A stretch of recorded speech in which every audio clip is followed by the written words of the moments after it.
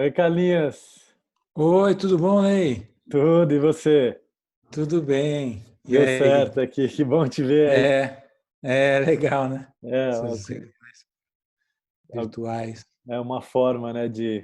Eu ainda estou É, acostumando com isso aqui, mas acho que faz parte, assim, vai fazer cada vez mais, né? cada vez mais. É. E... Meu irmão falou que as ações do Zoom subiram assim, tipo, Tá valendo, absurdamente. eu vi que tá valendo bilhões, né? É, Impressionante. Até isso é é, uma coisa, assim, até pra gente... Acho que é uma conversa mais informal, assim, um bate-papo. Acho que é o que a gente sempre fica tendo pelo telefone, que é uma delícia aham, também, mas mais por aqui, falando um pouco da obra. E isso da aham. internet, eu nem tinha previsto falar isso, mas você foi um dos primeiros a entrar na internet, né, no Brasil. É. Quando eu entrei, tinha uma lista, não sei até que ponto era verdadeira, tinha um pouco mais de 600 pessoas no Brasil inteiro. Porque eu entrei numa circunstância engraçada, assim, no final dos anos 80, 89, 89, 90, mas acho que foi o seguinte, eu estava trabalhando num programa da Globo, com o Hermano Viana, Regina Casé, Marcelo Taz, Pedro Cardoso, era uma turma boa, assim, Guel, Arraes, né, que dirigia. Era um programa que era metade, a cada 15 dias era chamava Programa Legal, esse que eu trabalhava, e um outro também que para qual eu fazia umas matérias, chamava Dores para Maiores, que era o precursor do Cacete e Planeta. Um programa com toda a redação a redação era Cacete e Planeta, né? E aconteceu que o Hermano Viana, quando foi fazer uma tese ele praticamente inventou o programa, ele e a Regina inventaram o programa, né? Só que o Hermano teve que fazer uma, um pós-doutorado, um doutorado, na verdade, em Chicago. Apareceu que ele estava esperando há muitos anos, super importante assim para ele. E no meio do projeto, assim, ele era a alma do projeto, né? O cara que pensava tudo e tal, E aí ele falou, bom, como é que a gente vai fazer agora, né? E aí ele chegou lá e ele me ligou e falou assim, olha, aqui tem um negócio aqui nas universidades, chama internet, que se você escreve no seu computador e sai se eu escrever no meu, vai sair no seu. Eu falei, nossa, que, que absurdo, como é possível? Nossa, que loucura, né? Como, você vai escrever aí, isso vai sair aqui? Ele falou, é.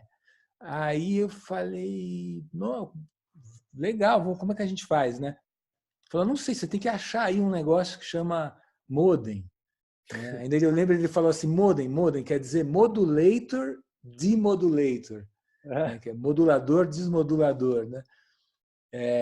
Aí aí eu fui para Santa Ifigênia, fui um monte de lojinha lá e tal, e tinha uma que tinha uma placa. Eu abri o computador, botei a placa de modem, né? Que tinha aquele barulho, né? Não sei se é da Tem. tua época, né? Que tinha um Conectava barulho pela linha de. do telefone, né? Era tudo... Exatamente, é. A gente entrava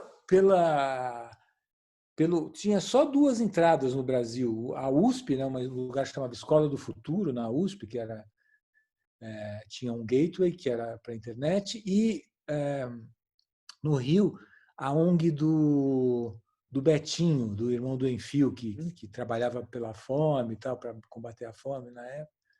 Isso ainda na virada dos 80 para os 90, né? E aí começou, quando eu entrei, eu falei, nossa, eu lembro que uma das primeiras sites que eu fui, né, não tinha web ainda, não existia web, aparecia só as letrinhas em fósforo verde, assim, aquelas letrinhas de computador, né? Com DOS, tinha um que você tinha que Tipo, acessar pelo... tipo DOS, Aham. tipo DOS. Nem existia, não tinha Windows ainda, né, nessa época. E que eu lembre, pelo menos. Mas a internet, com certeza, não existia web. A web é só assim, foi bem para alguns anos depois no nos anos 90 já, né? Tipo 90, meados dos 90, acho, a web. E era assim, eram letras e tal. E eu lembro quando eu entrei pela primeira vez no site do Congresso americano, né?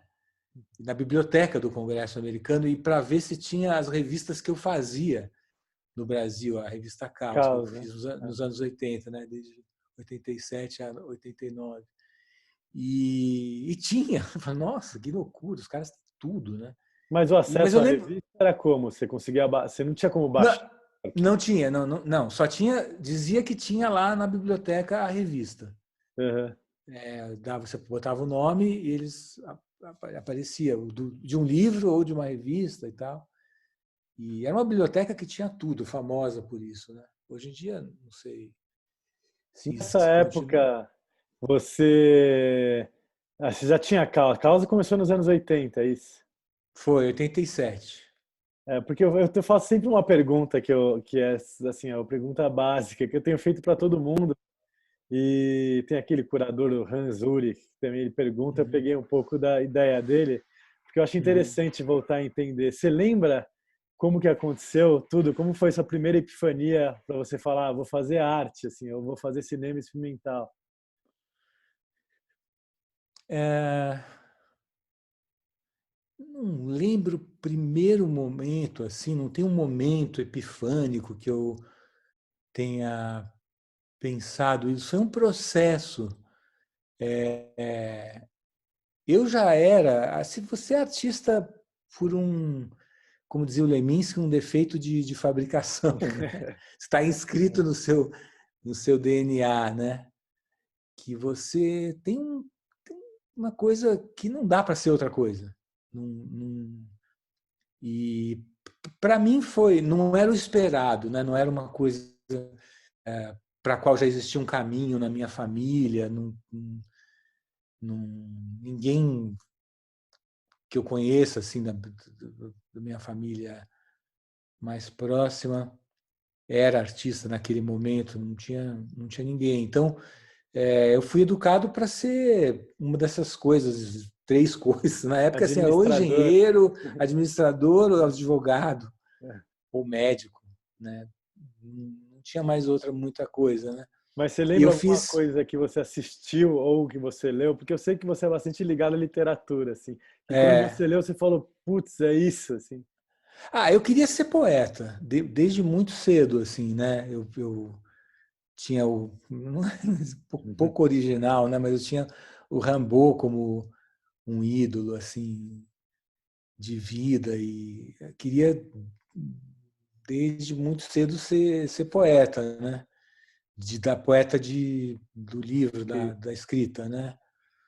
E não rolou assim, mas não que eu não tenha tentado, mas eu não tinha talento para isso, um talento suficiente assim para poesia escrita, né? Uhum. E eu lembro assim os primeiros textos que eu li quando eu li o Rimbaud pela primeira vez, já tem uns 14 anos talvez, foi um momento epifânico desse. Falei, nossa, que impressionante, né? Alguém eu acho que os artistas em geral eles saem, vamos dizer, do fluxo da vida, da manada da corrente da vida, né?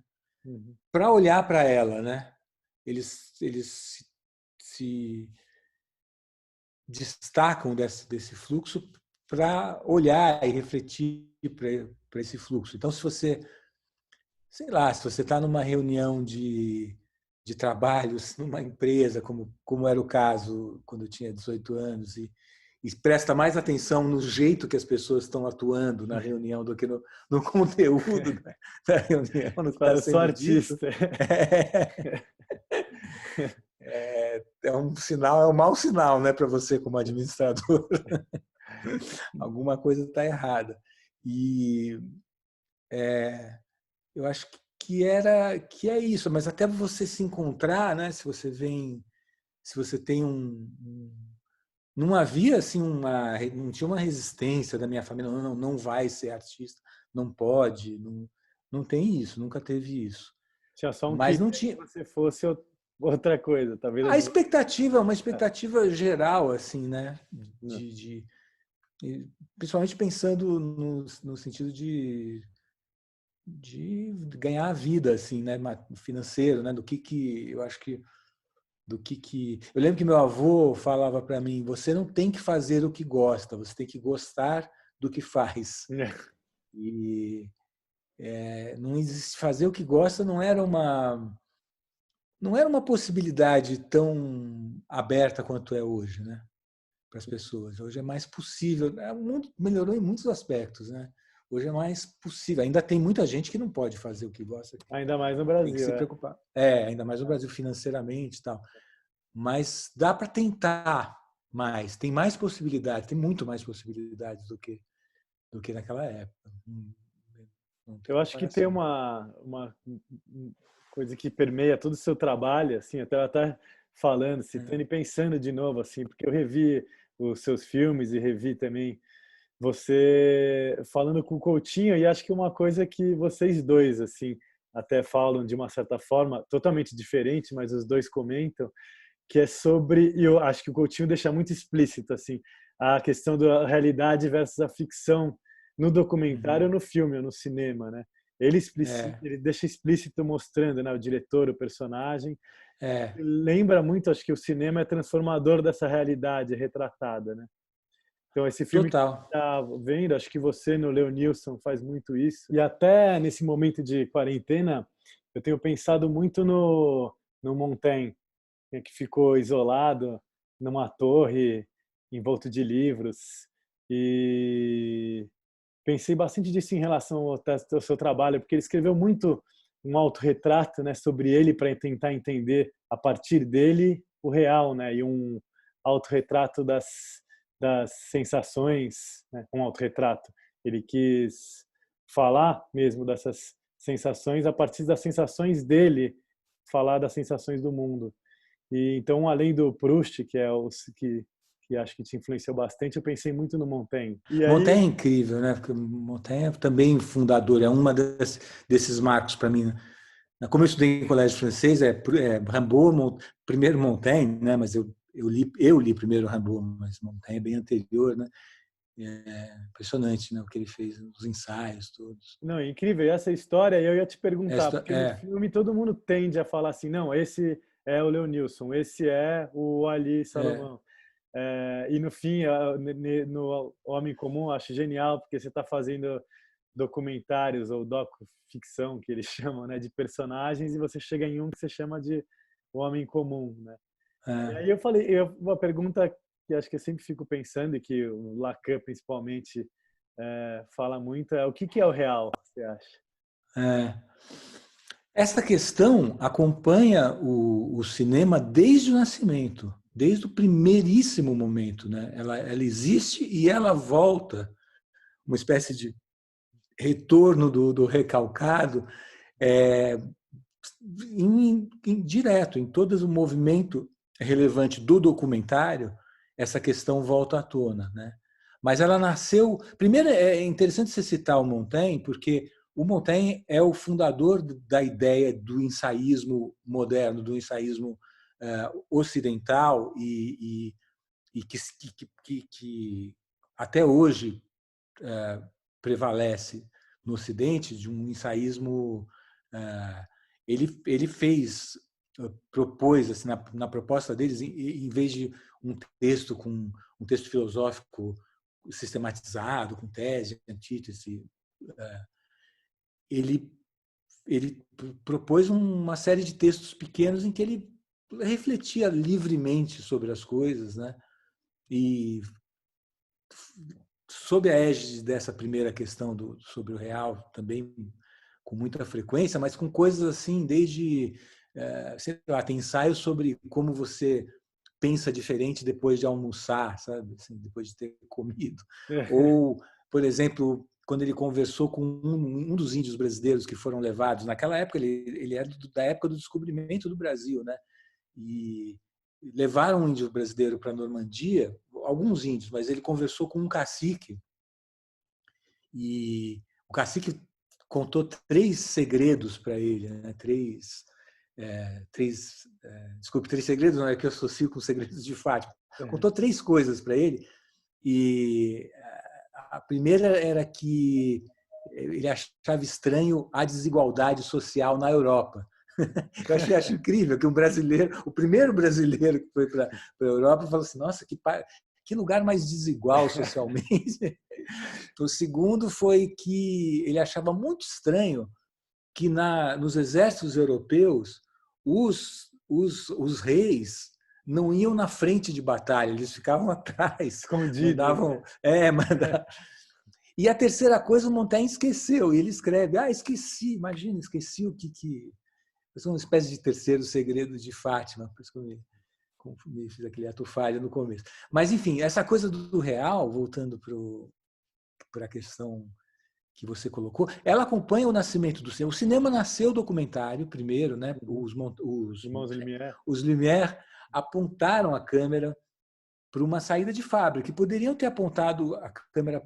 O teatro já existia há mais de 2000 anos, pelo menos, e eles poderiam ter apontado a câmera para um ator, falar assim: você vai ser o primeiro filme, representa, mas apontaram para uma saída de fábrica, né?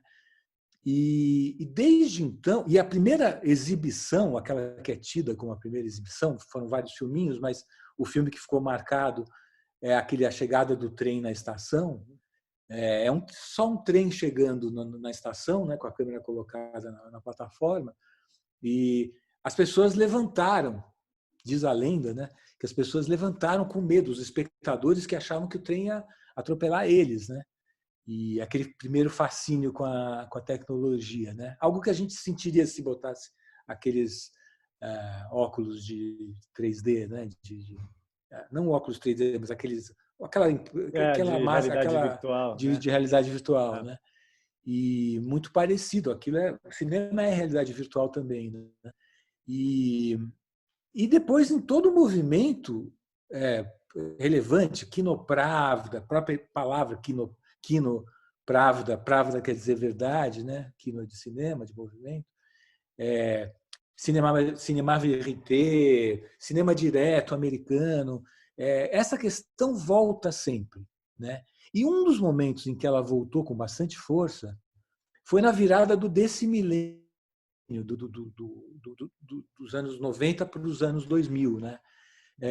Muitos realizadores brasileiros, inclusive, e o Coutinho à frente deles, fizeram filmes que, em algum momento, refletiam sobre si próprios, sobre os próprios filmes, sobre o próprio filme. O filme parava para refletir sobre o que é filme, o que é aquele filme. E aí está contido necessariamente essa questão, o que é o real, né? O engraçado é que, naquele momento em que a gente estava fazendo esse tipo de reflexão, havia, por outro lado, também uma certa patrulha, e as questões, as discussões em cinema, principalmente, em arte em geral, mas principalmente em cinema, na maioria das vezes são discussões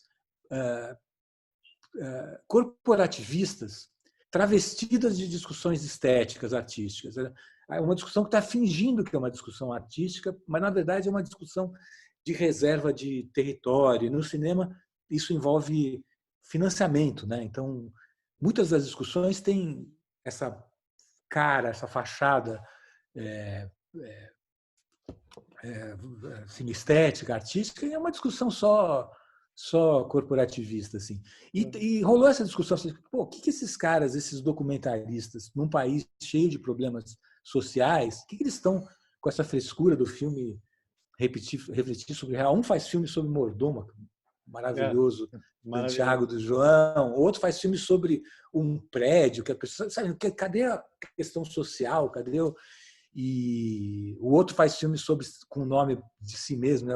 Eu fiz o filme Carlos Nader, foi ridicularizado, que era um questionamento sobre a ideia de identidade, da própria realidade também. Isso foi questionado na época, né? Por que esses caras estão fazendo isso? Mas aí, mesmo desse ponto de vista, alguns anos depois, a expressão mais importante até agora eleita pela revista Time, ou sei lá, pelo dicionário Webster, a discussão mais importante, a expressão mais importante é fake news. Então você entende um pouco por que naquele momento houve essa urgência, aquele momento logo anterior ao surgimento de fake news e coisas assim, houve essa urgência de voltar a discutir o real nos documentários, né? Inclusive do ponto de vista sociológico, não estou falando da necessidade individual de cada artista, né? Então é uma questão sempre presente assim no cinema, né? E no documentário o documentário e o filme de ensaio que é quase eu diria que é um gênero do documentário, mas talvez seja mais do que isso, né? Talvez seja, eu não sei mais qual que é gênero de qual Qual que aí, é? né? Não, e você entra, quando você leva isso, nos anos 80 você já faz a videoarte em si, assim. E nesses trabalhos mesmo você também, eu vejo pelo menos um pouco, fala um pouco disso, desde o segredo, quando você conta essa coisa do segredo que não revela segredo nenhum e você fica nessa se esse segredo é verdade ou não é, ou se é só uma verdade que é válida como arte, assim, né? Uma verdade de um discurso em si, né? Eu tenho um segredo que é o segredo mais íntimo que eu tenho. É o maior segredo da minha vida. Eu nunca contei esse segredo para ninguém e eu queria contar agora aqui para a câmera. Estou num quarto sozinho, trancado. Eu queria contar esse segredo e o dia que eu tiver coragem, eu vou mostrar a fita para alguém.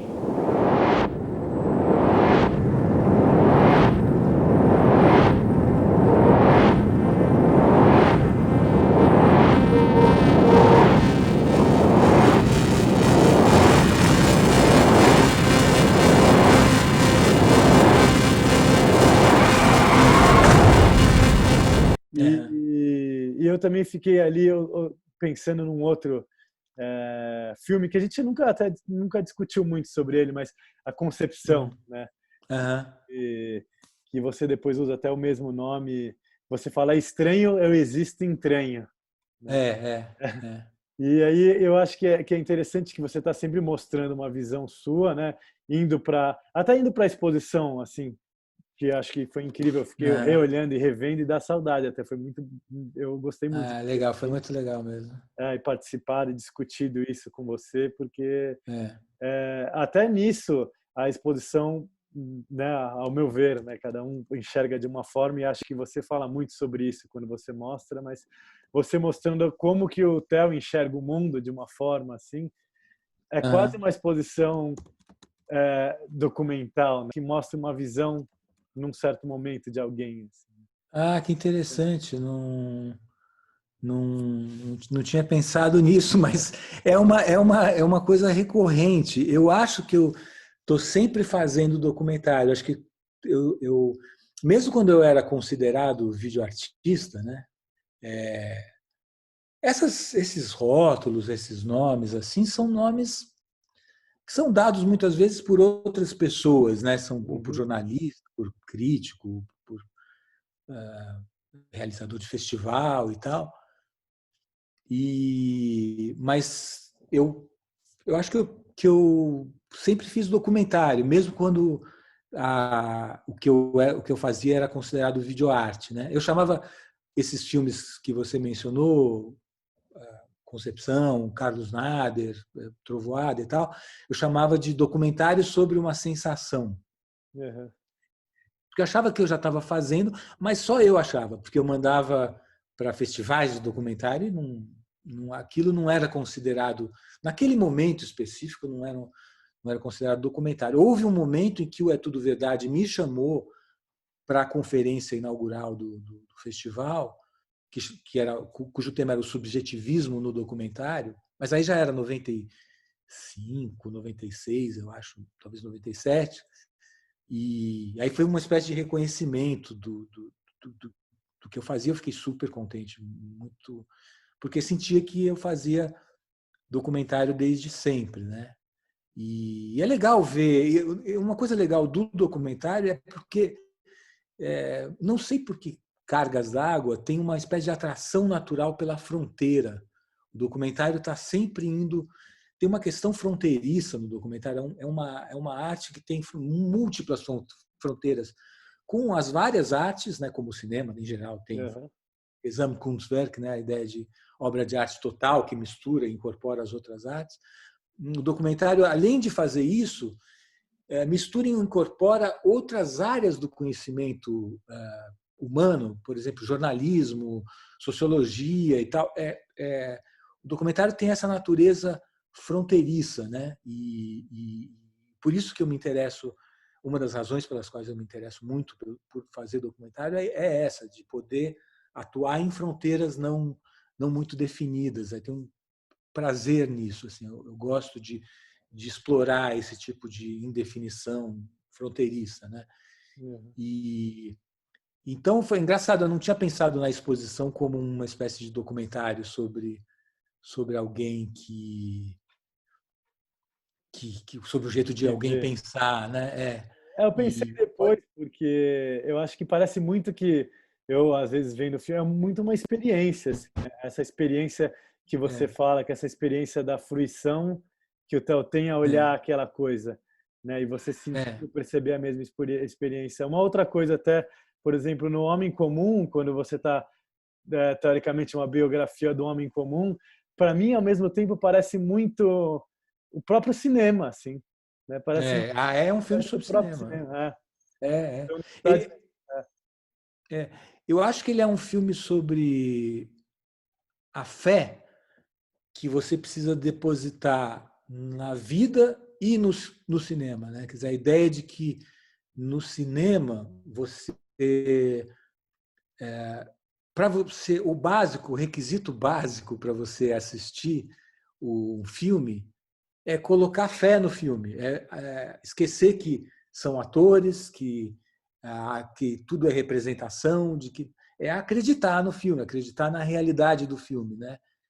Você precisa ter fé no filme para que ele funcione, porque se você ficar olhando para o nobre inglês ou para o Macunaíma, fala, não, mas Macunaíma não é Macunaíma, é o Grande Otelo, que é um cara que teve 1000 esposas e divórcios e filhos Uhum. e problemas e tal, não é o Macunaíma que está ali.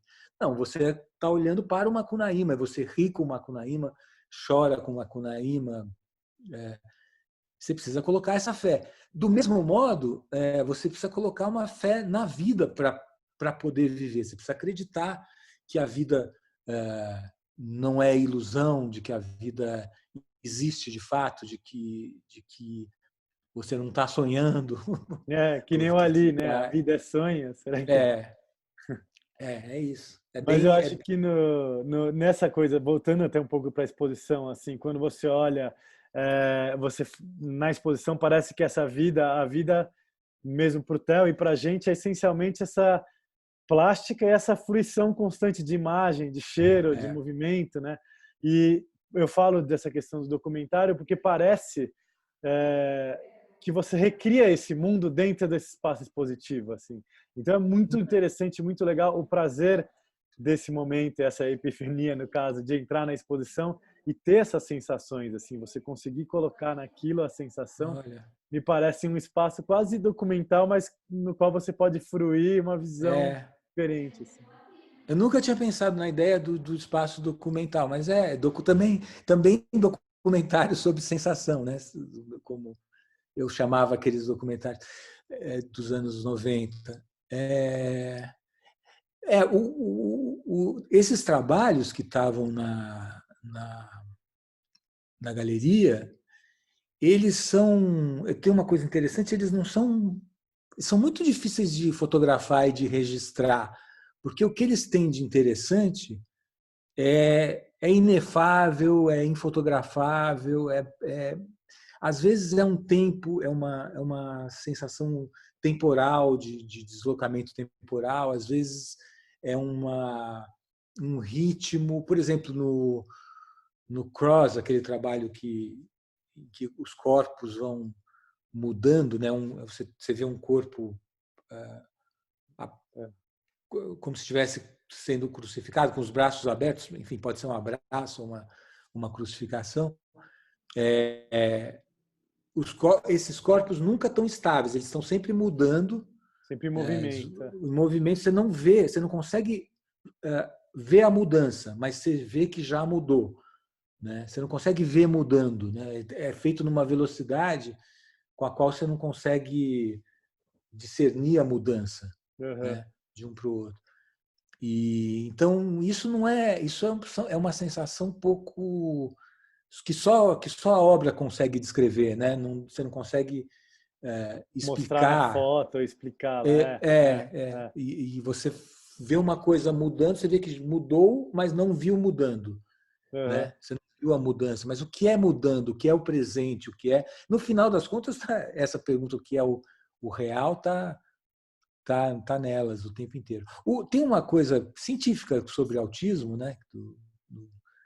Uma das primeiras coisas que eu li quando eu tive o diagnóstico do Theo, do meu filho, é de que os autistas não teriam uma coisa que na ciência se chama de teoria da mente, de que a ideia de que você tem uma mente diferente do que eu. Então, que o que você está vendo, você está vendo. Para quem tem autismo, o mundo seria um só para todos. Não tem algo, não existe percepção subjetiva, né? Você não consegue entender que o outro está vendo o mundo de um outro jeito. Eu não sei se isso é verdade no caso do Theo. Eu fui vendo que com o tempo que não sei se isso é exatamente assim. Não dá para saber porque ele não conversa em geral e não conversa sobre isso muito menos, né? É mais corporal, assim. Mas acho que tem uma coisa no que você fala que eu acho lindo também, e que eu fui pensar agora eu não tinha também pensado nisso, estava conversando com uma amiga, super amiga, que é a Dani, que inclusive mora comigo, que fez um estudo de semiótica. A gente estava conversando sobre a sensação, inclusive sobre essa coisa do que é o real. E ela falando muito sobre esse real, que é essa sensação de primeiridade, assim. E você fala isso, que tem até essa coisa do aqui e agora no Theo, né? De ser sempre uma sensação de primeiridade, essa nossa sensação primeira com alguma coisa, assim. Seja as nossas primeiras vezes, a primeira vez que você vê alguma coisa que você sente e que depois a gente... Isso é bem interessante, essa ideia é interessante. Existe uma ideia também ligada ao autismo, essa mais sofisticada e mais recente, que tem a ver com isso que você está dizendo, que é o seguinte: o cientista até usou uma metáfora, para poder comparar metaforicamente, ele usou o sistema de compressão, por exemplo, desse vídeo que a gente está usando aqui, né? Os sistemas de compressão dos vídeos, eles só comunicam a discrepância, ou seja, o que é novo, o que está acontecendo pela primeira vez. Então, por exemplo, esse quadro que está atrás de você, que está parado, o sistema de vídeo deixa de comunicar. Ele comunicou uma vez lá atrás. Ele só vai comunicar de novo se a câmera mudar e o quadro mudar de lugar. Então, ele não comunica mais. Informação. Não passa a informação, mas já está dada. Isso para economizar tráfego de bits, né? Então ele já informou, então o quadro está ali. Se mudar, e do mesmo modo, você aprende pela discrepância. O que você aprende mesmo é só o que é novo, o que é discrepante. Então, por exemplo, a gente está num lugar, a gente tem um modelo de mundo.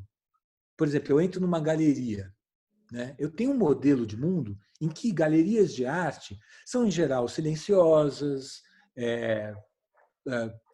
cubos brancos, tem pessoas que vão ter barba, como nós, coisas assim. Não vai ter um tigre passando dentro da galeria, por exemplo, né? Então, você se relaciona com esse modelo mais do que com a própria realidade em si. Você se relaciona com o modelo de galeria que você tem na mente. Você entrou, olhou, deu uma olhada e, parecido com o que o vídeo está fazendo, você não fica prestando atenção em cada detalhe. Por isso que, às vezes, tem aqueles vídeos do YouTube, sei lá, que tem um jogo de basquete, aí passa alguém fantasiado de urso no meio do jogo. e você não vê alguém fantasiado de porque aquilo é uma dissonância cognitiva, você não vê, aquilo é muito Consegue estranho para que perceber. você consiga perceber. E do mesmo modo, você quando você está numa reunião, você não ouve, numa galeria, numa vernissagem, por exemplo, você não ouve mais os copos, cada copo tilintando, você não ouve mais as vozes de cada uma pessoa falando, né? Você só ouve se for um tiro, por exemplo. Uhum. E aí você algo discrepante que entra Quebre no com jogo, aquilo, né? e que Eu você acho que até essa coisa, eu estava vendo um negócio que parece que, inclusive, esse é o sentido da memória, né? Parece, final. É você é, saber que você vai pôr a mão no fogo e vai queimar, por exemplo. Sei lá. A coisa prussiana é toda baseada nisso, né? De estímulos sensoriais, não é só a Madeleine, né? Que é conhecida, aquele biscoitinho, aquele bolinho que ele toma, mas tem 4 ou 5 outros momentos. Tem um barulho de um talher no prato que lembra ele dos caras arrumando a roda de um trem. Tem um super importante no final, quando ele está em Veneza, indo visitar a catedral, e ele pisa na rua e tem em francês, décalage, não sei como se É, chama isso em português, entre as pedras, um desnível, né? desnível. Um desnível entre as pedras. Quando ele pisa nesse desnível no chão, ele lembra dessa ida para Veneza, porque lá também teve um desnível também, né? E é isso. Eu acho que para mim a sensação de realidade está muito ligada à sensação de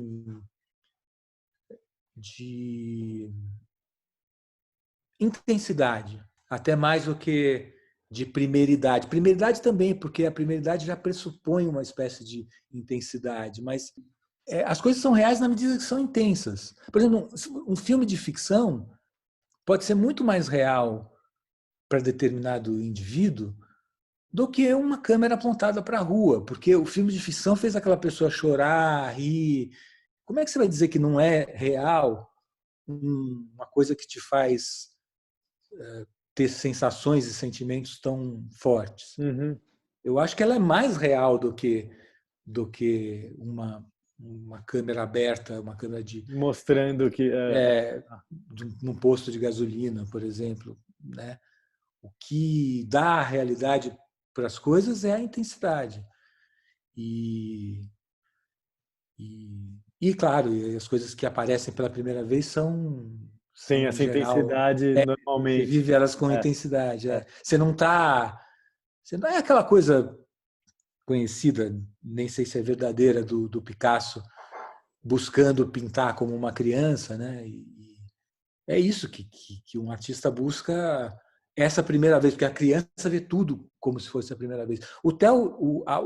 Quem tem autismo vê tudo como se fosse a primeira Primeiro. vez também. É É. até um problema, assim, porque eles ficam muito ligados em tudo. Não tem esse modelo. Então, a realidade pode ser avassaladora. Você acha que vai ter alguma coisa ou vai surgir alguma nova forma de fruição da arte disso que a gente está vivendo agora? Eu acho que a gente tem que tomar cuidado com aquilo que atrapalha a fruição, que é um excesso de informação. A informação está se contrapondo à fruição nos dias de hoje, assim, um excesso de informação vazia, né? O Eliot tem um poema em que ele pergunta onde está o conhecimento que perdemos na informação. Isso do começo do século passado, né? E quase como se fosse uma profecia, porque realmente a informação está atrapalhando tanto a fruição sensorial quanto a fruição intelectual, né? A gente está vivendo numa época em que existem muitos elementos desconcentradores, né?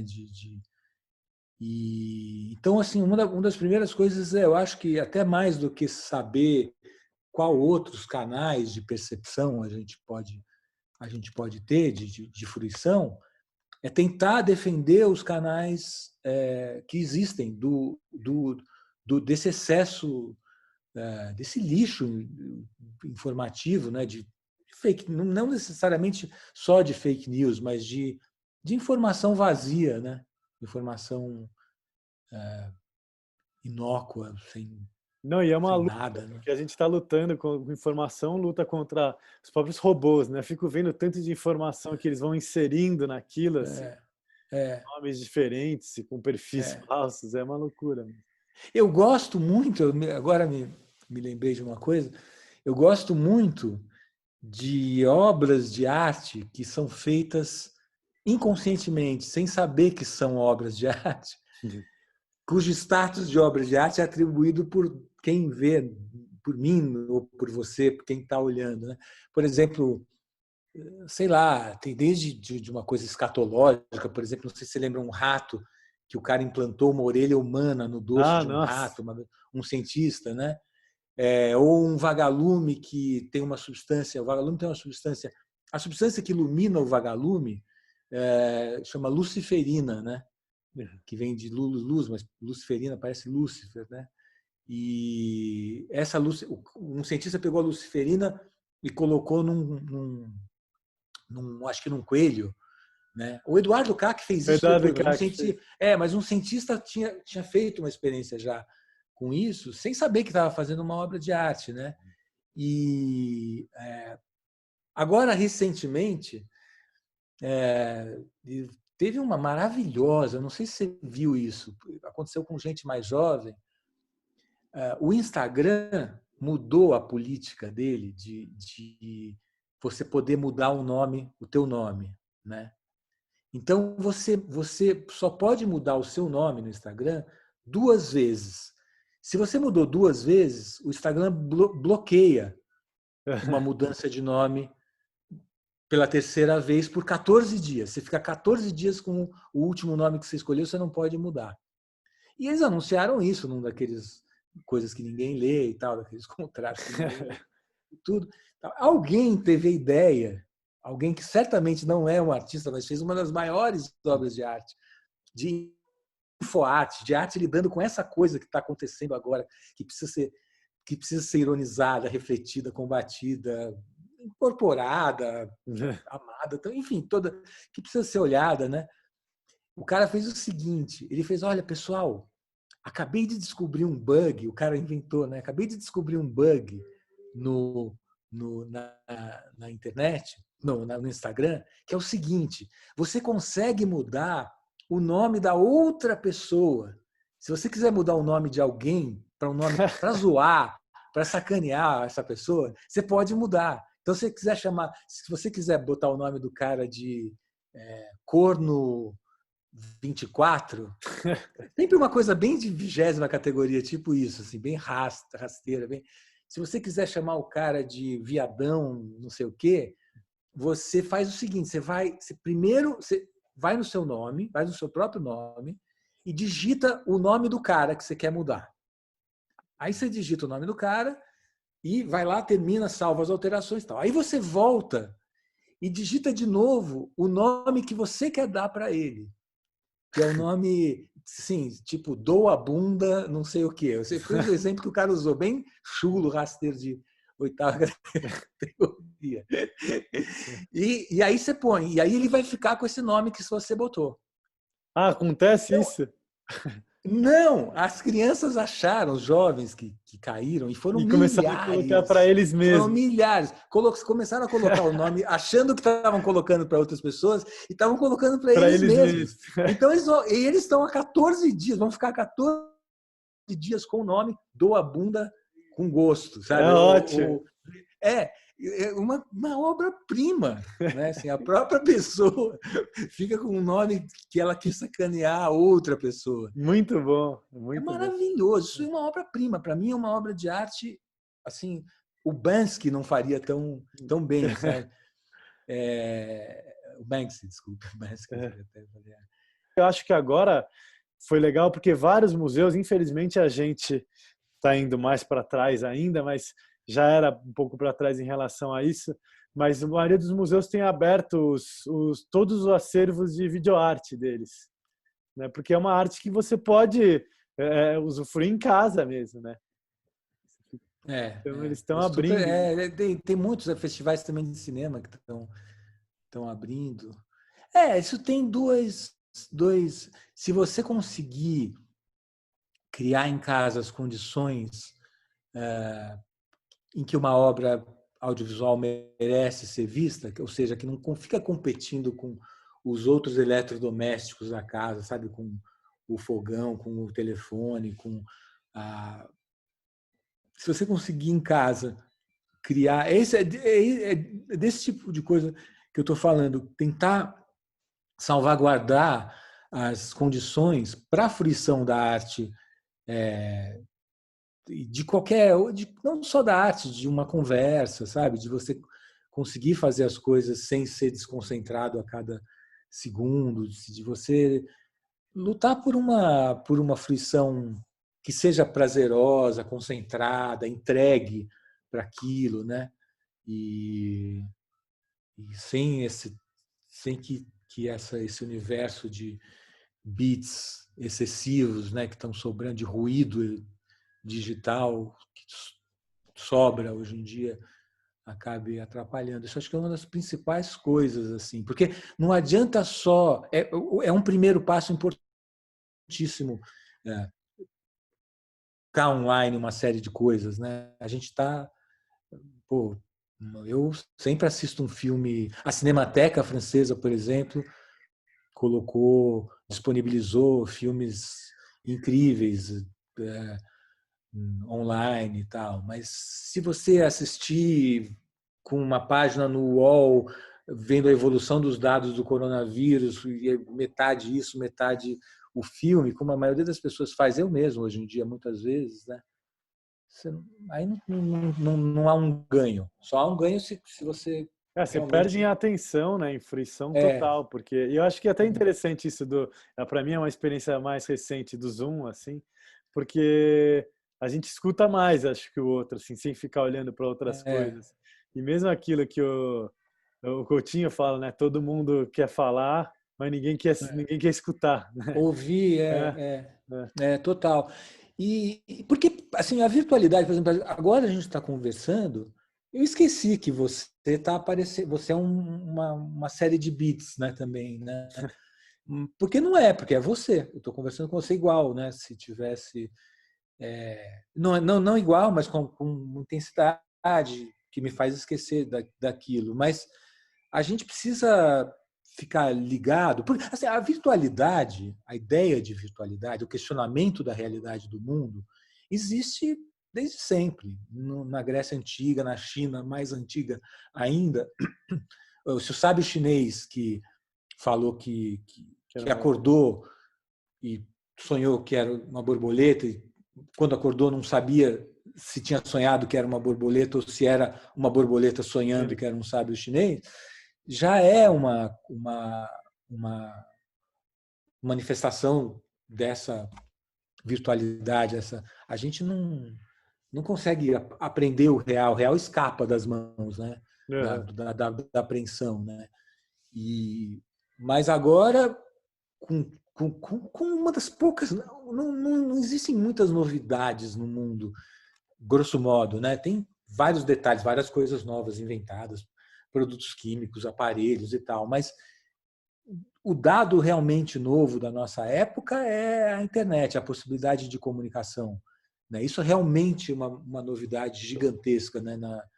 No que a gente está vivendo, e que influencia outras novidades, inclusive tipo os movimentos da extrema direita, os movimentos sim. Aqui elegeram, né? Uma exato. coisa assim. Ou por outro lado os movimentos do Instagram, da instagramização da vida, a vida transformada você vira uma agência de branding de si mesmo, né? Você fica se colocando no mundo do jeito que você acha que a sua marca vai ficar bonita na fita, né? E surgem novos termos, né, na palavra mesmo, né? A gente sempre fala bastante É, da palavra, agora surge a palavra instagramável, né? Aquilo que exato. né?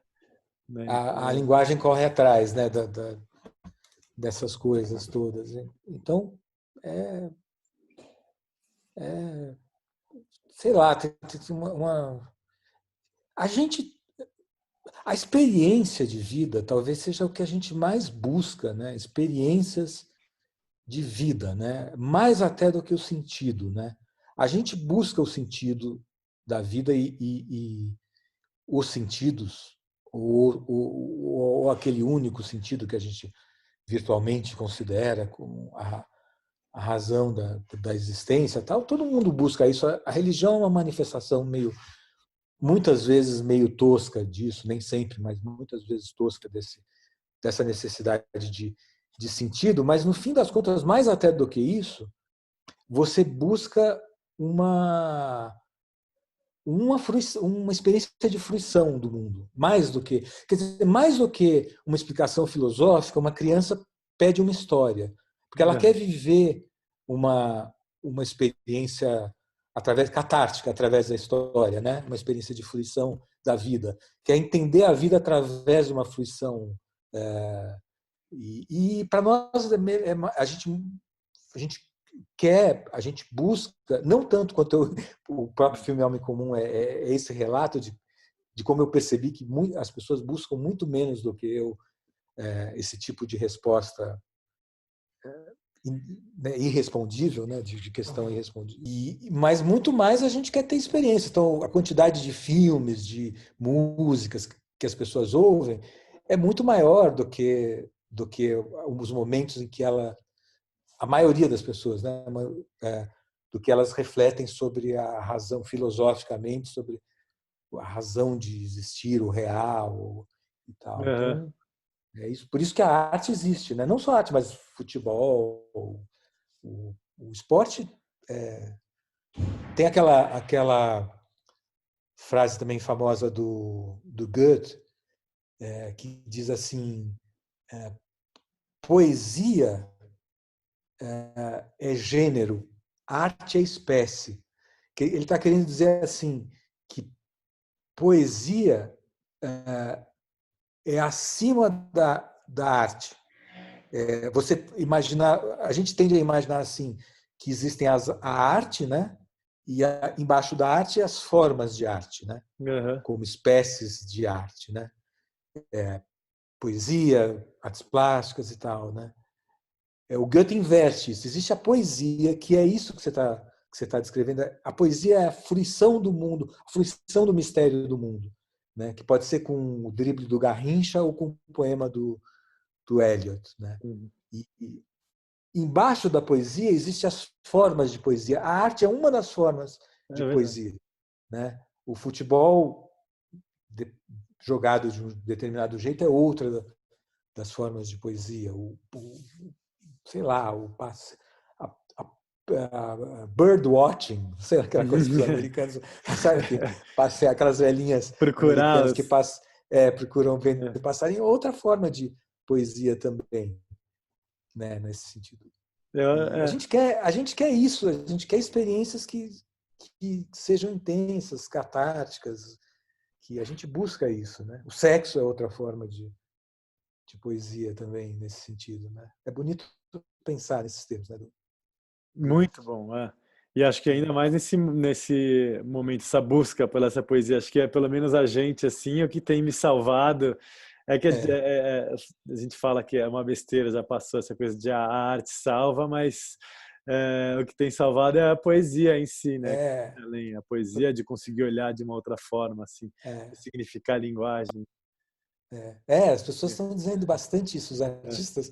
Falando, tá vendo como a gente tem algo. Porque os artistas também gostam o próprio Leminski, que eu já citei, chamava as obras de arte de inutensílios, né? Mas o que ele estava querendo dizer, ele estava fazendo uma referência sobre a ideia de autonomia da obra, né? Que a obra só precisa ser ela mesma, ela só precisa ser uma obra. A fruição, a obra não precisa carregar sentido nenhum, não precisa defender a igreja, o Estado, a ideologia.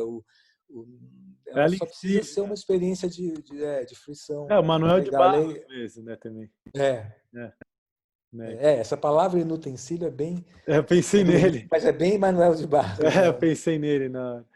Mas acho que é isso a nossa conversa. Você tem alguma coisa que você está lendo que você indicaria? A gente até tem uma área disso, mas é um filme. Bem, ontem me perguntaram isso, um site de documentários, e eu me toquei que eu estava lendo O Oráculo da Noite, né, que é o livro do Siddhartha Ribeiro sobre sonhos. É um Uhum. livro que acabou de sair, super interessante. Uma história e uma ciência dos sonhos, né? O sonho do ponto de vista histórico e do ponto de vista da ciência. Um livrão assim bem legal, saiu pela Companhia das Letras. E eu tinha visto na Cinemateca Francesa, dica do Carlos Adriano, meu amigo, um filme do Jean Epstein Uhum. que chama O Tempestário, Le Tempestaire, que é um cara que controla tempestades com a mente. Tal. É um média-metragem lindíssimo, poético, maravilhoso, um deslumbrante o filme, dos anos 40. E me toquei que as duas coisas, porque o filme é totalmente onírico, assim, um filme parece um dos filmes que eu mais tive sensação de sonho, assim. E eu percebi que essa que essa é, essa sensação de sonho, de estar sonhando, de que a vida é sonho, ela está mais forte do que nunca para mim nessa quarentena. Eu estou sentindo isso na pele, né? E depois que eu fiquei pensando por que eu estou sentindo isso, por que razão, né? Que está mais acentuada essa sensação de sonho, de que a vida é sonho, né? E eu pensei que talvez seja justamente por uma ideia de hipercotidiano, de que os dias se repetem, de que o cotidiano está, na verdade, hipertrofiado, não que a gente está vivendo um cotidiano total, assim, agora, né, com poucos acontecimentos discrepantes, né, porque estamos trancados, estamos fechados num lugar. E aí eu lembrei a frase do Benjamin, citada pelo Zé Miguel naquele texto que ele escreveu sobre o homem comum, que o Zé Miguel tirou de um artigo sobre o surrealismo, né? No qual o Benjamin estava criticando o surrealismo, que mostra aqueles relógios se derretendo, É. sei lá, um passarinho dentro da cabeça de uma pessoa, mostra coisas absurdas, né? E o Benjamin estava dizendo assim, olha, não é o absurdo da vida, não está, a ideia não é destacar esse absurdo, porque a ideia não é destacar o enigma da vida. O enigma da vida, a ideia é compreender que o enigma da vida está no cotidiano e porque o enigma em si é cotidiano. Ele formula isso de um jeito bem Uhum. melhor, né? Mas ele está dizendo que o cotidiano é o que há de mais enigmático. A falta de absurdo é o que há de mais absurdo. É. É isso mesmo. O absurdo vai se tornando mais absurdo na medida em que as coisas vão se repetindo. O absurdo é o que há de mais trivial, de mais cotidiano. A vida é que é o milagre, né? É. É. Então, obrigado aí pela conversa. Termino. Deu Imagina, foi uma super hora legal. aqui. Delícia.